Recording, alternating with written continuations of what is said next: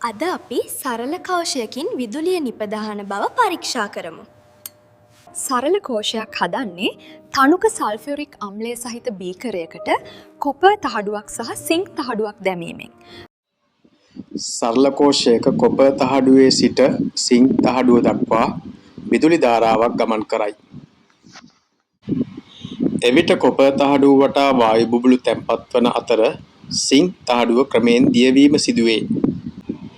ඒ වගේම සරල කෝෂයකින් ඉතා අඩු විදුලි ධාරාවක් නිෂ්පාදනය වේ. එම නිසා සරල කෝෂය එදිනෙදා කටයුතු සඳහා භාවිතා කිරීම අපහසුයි. ඒ ආකාරයටම දෙහි ගෙඩිය තුළ අම්ලයක් ඇති නිසා දෙහි ගෙඩියෙන්ද විදුලිය නිෂ්පාදනය කරගන්න පුළුවන්. රූපයේ පරිදි දෙහි ගෙඩියට කොපර් තහඩුවක් හා සිංක් තහඩුවක් සම්බන්ධ කර සරල කෝෂයක් නිර්මාණය කරගත හැකියි.